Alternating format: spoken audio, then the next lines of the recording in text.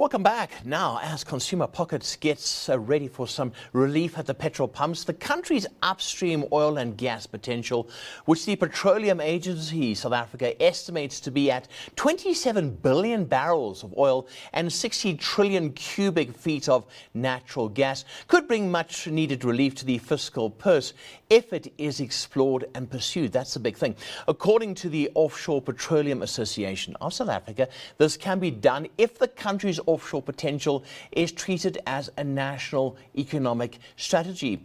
The organization's national spokesperson, Niall Kramer, joins us with greater perspective on this. Niall, hi, good to have you with us on Business Lunch. I'm battling to believe that we're not getting involved in this because it seems to be a no-brainer. We could create jobs, we could go places, but this is not happening. Well, we're both battling with the same thought. What we do know so far is that about something like 80% of our fuel requirements in the country are imported. So while tonight may seem like good news, with prices at the pump going down between 50 and 65 cents for petrol or diesel, the fact remains that we are price takers. We're not price makers. But if we were to be producing our own oil and gas, we would be in a far stronger position, not only from a motorist's point of view, but from an industrial point of view for reindustrializing the country. So obviously there would be transport, but there's also heavy industry that could use the product, petrochemicals, electricity, fertilizer. There is no prospect of a solid energy future without oil and gas. Now, that's not to say renewables are not a good thing. They are a good thing, but we need a realistic transition across to a responsibly realistic transition to renewables, but it will not be 100% transition. Yeah. Now, what are we looking at when it comes to deposits? I mean, I know off the coast of Angola on the one side, they've got a lot there, Mozambique as well. But around South Africa, what are we looking at as a country? You've hit the nail on the head. If you look all the way around the coast, from Angola through Namibia, where some of the biggest discoveries in the world have just been found, right around to Mozambique, where some massive discoveries have been made. Now, just take Namibia as an example. Where this has been found is a geological formation called the Orange Basin, which covers South African waters as well. So geology doesn't stop at the border. And there is every possibility that we have good deposits there. Off the south coast, 10 trillion cubic feet of gas have been discovered. That's 10 times what Moss gas was, wow. Or PetroSA. But there is north potentially of 260 all up around the country, 25 billion barrels of oil, potentially. Now, the key is in the word explore. Yeah. We need to explore for data. Good data equals good decisions, and we need to know it. Yeah. Now, what happens now? Okay, so we know it's there, all right.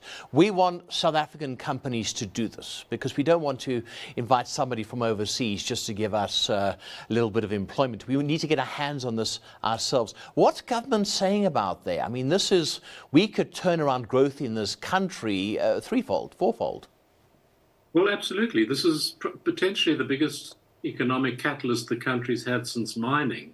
And it's a catalyst for South African countries, for South African consumers, but it's unlikely to be explored and produced by South African companies. We will need global players with global experience, deep pockets.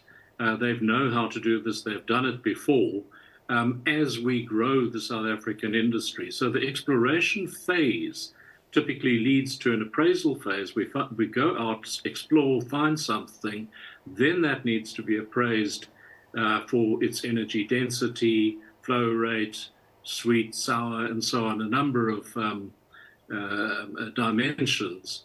And then we would have a production phase, and that is where South African companies come into play, supplying that value chain. And those are very, very significant. Just by way of example, People are talking about in Namibia doubling the GDP by 2040. Cool. Now, I mean, that is just huge. And of course, that comes with its own challenges, but there is very little this country is going to be able to do without an economic injection at scale handled responsibly. Yeah. What's government's buy-in? I mean, my next question is what happens next? Are we going to continue sitting on this? Are there efforts now to do something? It appears that the government is fully aligned behind it. There are some regulatory clarity issues. We do need to have contract certainty, policy certainty, clear regulations, and some streamlining in the appeals process. However, with those in place, the companies that are interested at the moment are still interested, but the key is that they won't remain interested forever.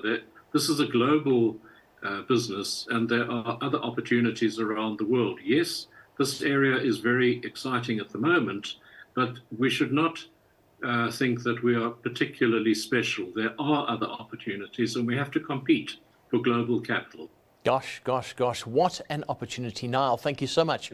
Good to have you on Business Lunch. I do appreciate you taking the time. Thank you. That was Niall Kramer from the Offshore Petroleum Association of South Africa.